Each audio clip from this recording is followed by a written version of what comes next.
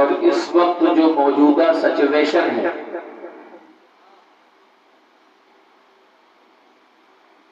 ہم جذباتی مسلمان تو ہیں، وقتی طور پر ہمارے جذبات میں آگ لگ جاتی ہے، مگر وہ جذباتی آگ بہت زیادہ دیر تک جلتی نہیں ہے، بلکہ کچھ دنوں کے بعد سرد ہو جایا کرتی ہے۔ ضرورت کیا ہے؟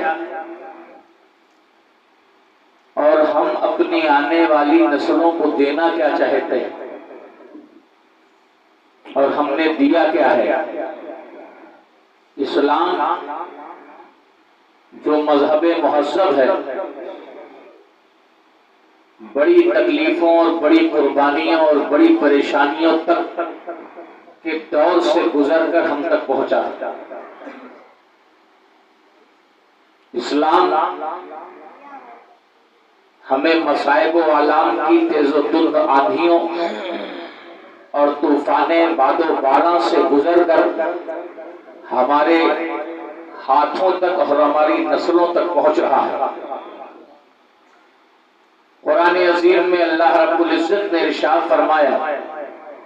وَلَنَبْلُوَنَّكُمْ بِشَيْءٍ مِّنَ الْخَوْفِ، سچے بندوں کو، اپنے بندوں کو، جو مجھ سے محبت رکھتے ہیں، ان بندوں کو ہم ضرور آزمائیں۔ آزمائش کئی طرح کی ہوتی ہے، یا تو آزمائش مال کی ہوتی ہے، آپ کا اچھا خاصا بزنس ہو، کاروبار ہو، وقت کی تیز رفتار طوفان چلے اور آپ کا بزنس ڈواڈول ہونے لگے، آپ کا کاروبار ہچکولے کھانے لگے۔ ایک پریشانی مالی پریشانی ہوتی ہے، دوسری پریشانی جانی پریشانی ہوتی ہے، تیسری پریشانی کا نام ہے دہشت خوف، جو اس وقت یہ بڑی ذمہ داری کے ساتھ اہل جائز کو مخاطب کر کے جانا چاہتا ہوں کہ چند گھنٹوں کی تفریح کے لیے خدا را اپنے مشن کو اپنے پیروں تلے روکنے کی کوشش مت کریے۔ دل کو خوش کرنے کے لیے نہ جلسہ سنیے نہ جلسہ کریے، آپ کی روح بیمار ہو چکی ہے، اپنی روح کا خدا را علاج کریے، ورنہ یاد رکھیے کہ آپ کو مٹنے میں بہت زیادہ وقت نہیں ہے۔ ہماری سنہری تاریخ کیا ہے اور ہمارا لٹا پٹا ہوا حال کیا ہے، ہم کون سی قوم سے تعلق رکھتے تھے۔ میں آپ کو اسلام کے اس ماضی کی طرف لے کے جانا چاہتا ہوں جب دنیا کی جو سپر پاور طاقتیں تھی، ایک سپر پاور کا نام روم تھا اور دوسری سپر پاور کا نام ایران تھا۔ اس وقت سر چڑھ کر کے ان کی توتی بولا کرتی تھی، مسلمانوں کے علاقوں پر ایرانی پوری شد و مت کے ساتھ حملہ کرتے تھے، ان کی کھیتیوں کو آگ لگا دیا جاتا تھا، ان کی جوان بیٹیوں کو اٹھا لیا جاتا تھا۔ ظلم و ستم کا ایسا دورہ تھا کہ کسی کے اندر ہمت نہیں تھی، کسی کے اندر یہ طاقت نہیں تھی کہ ان کی طرف نگاہ اٹھا کر کے دیکھے، مگر فاہر مصطفیٰ کی غلامی، فاہر مدینے والے کی غلامی، ساری دنیا کے آپ غلام بن چکے ہیں، اپنے آپ کے غلام، اپنی نفسانیت کے غلام، اپنی خواہشوں کے غلام، اپنی فکروں کے غلام، مگر ایک غلام نہیں بن سکے، وہ ہے مصطفیٰ کے غلام، وہ ہے آقا کے غلام۔ مصطفیٰ کے غلام حضرت سیدنا عمر ابن خطاب کی ذات ہے، 10 لاکھ مربع میل پر پھیلی ہوئی حکومت ہے۔ دنیا نے یہ نقشہ دیکھا کہ لباس تو پھٹا ہوا ہے، جسم غبار میں اٹا ہوا ہے، لیکن جلال فاروقی کا یہ عالم ہے کہ جس طرف آپ نے نگاہ اٹھائی ہے، جس طرف آپ نے نظر اٹھائی ہے، جس طرف آپ نے دیکھا ہے، اس علاقہ دہشت اور خوف سے کانپ رہا ہے۔ دنیا کی کوئی مثال آپ لا کے دیجئے، کسی بادشاہ کا متبع، کسی بادشاہ کا غلام، کوئی ایسا بادشاہ جو کرسی پر بیٹھا ہو اپنے کسی ماتحت کو حکم دے دے اور وہ مان جائے، یہ بات تو سمجھ میں آتی ہے، لیکن مصطفیٰ کے غلام کی حیثیت آپ کی نگاہوں کے سامنے رکھنا چاہتا ہوں، مصطفیٰ کے غلام کی حقیقت آپ کے سامنے بتانا چاہتا ہوں۔ جب مصر کی سرزمین کفر سے اور شرک سے لبریز تھی، حضرت عمر فاروق اعظم کے دور میں حضرت عمرو بن العاص کو گورنر بنا کے بھیجا گیا، اور مصر کی سرزمین کی یہ ریت تھی، مصر کی سرزمین کا یہ رواج تھا کہ اس وقت تک دریا جاری نہیں ہوتا تھا جب تک کہ کسی کنواری لڑکی کا بلیدان نہ لے لیا کرتا، جب تک کسی کنواری لڑکی کی بھیٹ نہیں چڑھائی جاتی تھی تب تک مصر کا دریا جاری نہیں ہوتا تھا۔ حضرت عمر فاروق اعظم کے پاس میسج آیا کہ اے خلیفہ وقت، آپ نے مجھے امانت دی ہے اور آپ نے ساتھ میں یہ بھی کہا ہے کہ دریائے نیل کے کنارے اگر ایک کتا بھی مر گیا تو اس کی جان کا بھی حساب لیا جائے گا، لہذا یہاں تو مصر کی سچویشن ایسی ہے کہ جب تک کسی لڑکی کا بلیدان نہیں دیا جاتا، قربانی نہیں دی جاتی، تب تک یہ دریا چلتا اور جاری نہیں ہوتا ہے۔ آپ کیا کہتے ہیں؟ حضرت عمر فاروق اعظم کا جو کام ہے وہ سنہری حروفوں سے لکھے جانے کے لائق ہے، غلام ہو تو ایسا ہو، آقا ہو تو ایسا ہو۔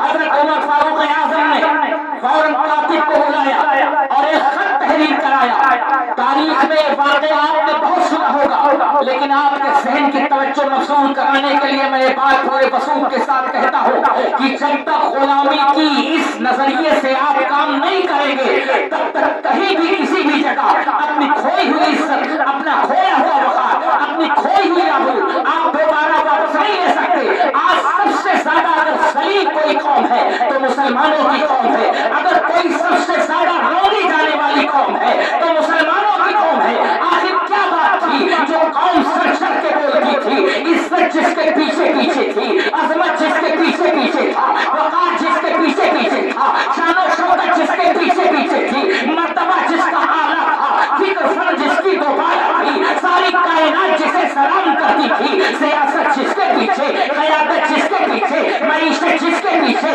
صنعت و حرفت جس کے پیچھے، عزت جس کے پیچھے، وہ قوم آج ساری دنیا کے پیچھے چل رہی ہے۔ کیا وجہ ہے؟ یہ سب سے ذلیل ہو رہی ہے، یہ سب سے رسوا ہو رہی ہے، بربادی کی طرف جا رہی ہے، کہیں ہمارے مکان توڑے جا رہے ہیں، کہیں ہمارے بچوں کو آگ میں جھونکا جا رہا ہے، کہیں ہمیں صفحہ ہستی سے مٹایا جا رہا ہے۔ فلسطین کی داستان المناک اپنی نگاہوں کے سامنے رکھو، جہاں چھوٹے چھوٹے بچے کشت و خون میں ڈوبے ہوئے ہیں، ایک ماں کے سر سے دوپٹہ ظالم اسرائیلی چھین رہا ہے، ایک بہن کی عظمتوں کا سودا ہو رہا ہے، بیٹیاں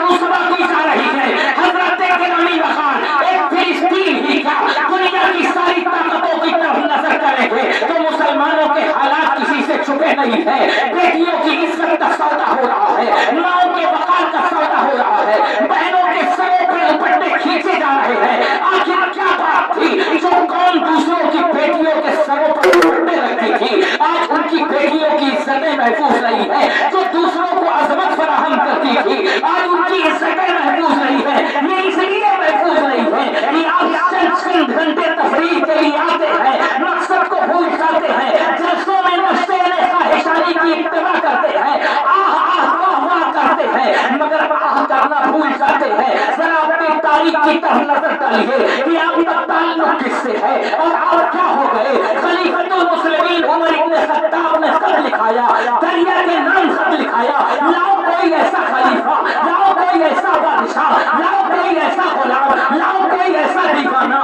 لاؤ کوئی ایسا مستانہ، لاؤ ایسا کوئی چاہنے والا، لاؤ کوئی قرآن کے نغمے الاپنے والا، لاؤ کوئی عشق کی نیرنگیاں لکھنے والا۔ تو تاریخ آگے چپ ہو جاتی ہے۔ اگر غلام دیکھنا ہے تو محمد عربی کا غلام دیکھو، اگر غلام دیکھنا ہے تو سید المرسلین کا غلام دیکھو، اگر غلام دیکھنا ہے تو شفیع المذنبین کا غلام دیکھو، اگر غلام دیکھنا ہو تو طٰہٰ و یاسین کا غلام دیکھو۔ ایک ایسا غلام ہے کہ جو اپنے ہاتھوں سے خط لکھتا ہے دریا کے نام کہ اے دریائے نیل، اگر تو اپنی مرضی سے چلتا تھا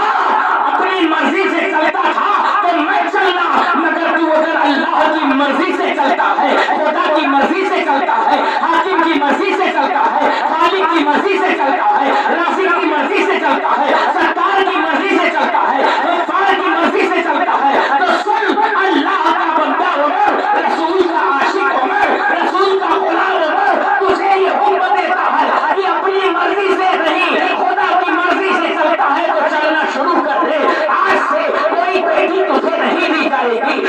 سے کوئی بہن تجھے نہیں دی جائے گی، آج سے کوئی ماں تجھے نہیں دی جائے گی، آج کے بعد سے کسی بچی کا بلیدان نہیں دیا جائے گا۔ حضرت گرامی بہار وہ خط لے کر کے چلتا ہے تو چلنے والا یہ سمجھتا ہے یہ تو یہ خط ہے، مگر جب وہ خط وہاں پہ پہنچتا ہے اور حضرت عمرو بن العاص نے مصر کی رعایا نے پوچھا کہ آخر آپ کے خلیفہ نے کیا جواب دیا ہے، آخر آپ کے خلیفہ نے کیا لکھا ہے، تو حضرت عمرو بن العاص نے ایک خط دکھایا۔ مصر کی جو پبلک تھی نا، مصر کے جو لوگ تھے وہ مسکرا اٹھے کہ بھلا ایک خط سے کیا ہوگا، بھلا ایک خط سے کیا ہوگا، بھلا ایک خط سے دریا کیسے جاری ہوگا، مگر جن کے دلوں میں ایمان جگمگا رہا تھا، جن کا دل نور محمدی سے مسکرا رہا تھا، جن کا دل محبت رسول کا مدینہ تھا، جن کا دل عشق رسول کا خزینہ تھا، جن کی لو گنبد خضرا سے لگی تھی، جنہوں نے مصطفیٰ کو چاند دو ٹکڑے کرتے دیکھا تھا،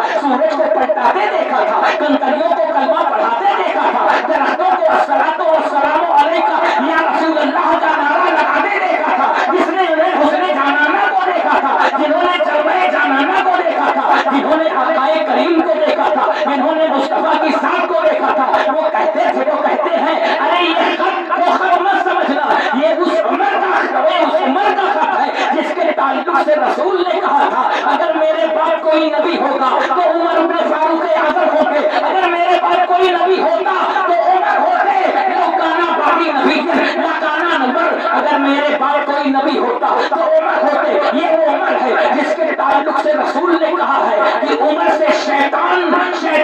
ہزاروں میل دور بھاگتا ہے، یہ عمر فاروق اعظم ہے۔ ذرا غور فرمائیے، خط لے جانے والے نے خط دیا اور دریائے نیل کے حوالے خط کیا گیا، جب دریائے نیل کے حوالے خط کیا گیا نا تو دریا کی لہروں نے اللہ اکبر کبیرہ، وہ جو دریا سوکھا ہوا تھا جیسے ہی خط غلام محمد کا پاتا ہے وہ بھی سمجھ گیا کہ محمد کے غلام کا خط ہے، دریا کو بھی پتا چل گیا یہ مصطفیٰ کے دیوانے کا خط ہے، دریا کو بھی محسوس ہو گیا، پتا چلا جب مصطفیٰ کے غلام عمر کا یہ عالم ہے تو مصطفیٰ کے نواسے حسین کا عالم کیا ہوگا۔ اللہ اکبر، یا رسول اللہ، یا علی۔ اب ذرا غور فرماؤ، جب غلام کا یہ عالم ہے اللہ اکبر کبیرہ، حضرت عمر فاروق اعظم کا خط پہنچتا ہے، دریا جاری ہو جاتا ہے، یہ ہے مصطفیٰ کے غلام۔ اور ایک غلامی کی دو واقعے اور بتاتا ہوں اور اس کے بعد پھر اپنا جائزہ لیتے ہیں کیا ہم کیا تھے اور کیا سے کیا ہو گئے، ہمارا وجود کہاں تھا اور ہم کہاں گم ہو گئے۔ حضرت گرامی وقار اللہ اکبر کبیرہ، یہی ایران کا معرکہ ہے، مسلمانوں کی فوج، پہلے ایمان کی فوج، ہمیشہ ہم کم تعداد میں تھے، ہماری تعداد ہمیشہ کمزور تھی، ہمیشہ ہم تعداد میں کم تھے، مگر یقین مضبوط تھا، عمل مضبوط تھا، حوصلے مضبوط تھے، طاقت تھی، کس کی طاقت تھی، اپنے بازوؤں پر بھروسہ نہیں کرتے تھے، خیبر والے علی پر بھروسہ تھا، خیبر والے علی پر بھروسہ تھا، ہماری طاقت کا اصل راز تھا حسین کی غلامی، ہماری طاقت کا اصل راز تھا امام حسن کی غلامی، ہماری طاقت کا اصل راز تھا کربلا کے شہیدوں کی وفا، ہماری طاقت کا اصل راز تھا عباس علمبردار کی محبتیں، ہماری طاقت کا اصل راز تھا اون محمد کی جانثاری، ہماری طاقت کا اصل راز تھا علی اکبر کی بہادری، ہماری طاقت کا اصل راز تھا امام زین العابدین کا تقویٰ، ہماری طاقت کا اصل راز تھا امام باقر کی حد گوئی، ہماری طاقت کا اصل راز تھا امام جعفر صادق کا صدق، ہماری طاقت کا اصل راز تھا امام موسیٰ کاظم سے محبت، ہماری طاقت کا اصل راز تھا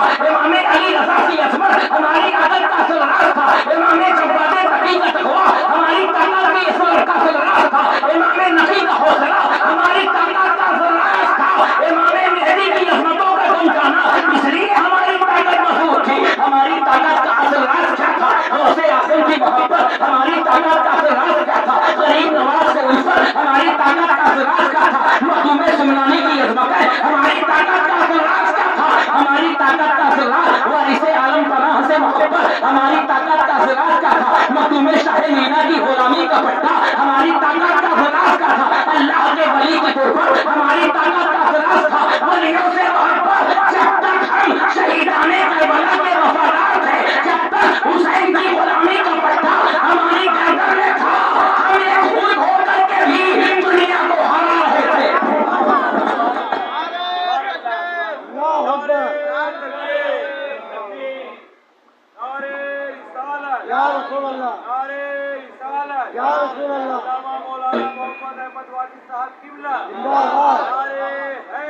या अली ذرا غور فرمائیے، اسی ایران کی فتح کا واقعہ آپ کو بتاتا ہوں، اسی ایران کی فتح کا واقعہ۔ لکھے سالار لشکر حضرت سعد ابن ابی وقاص ہیں۔ سعد ابن ابی وقاص کو دریا کے پار ان لوگوں نے چیلنج دیا کہ آپ دریا کے اس پار چلے آؤ۔ حضرت سعد ابن ابی وقاص نے چل کے دریا کو دیکھا، دریا کی روانی کو دیکھا۔ آج کے دور میں اگر سوچنے کی ضرورت پڑ جائے تو آدمی سوچے گا دریا اتنی تیزی سے بہ رہا ہے، ہم کیسے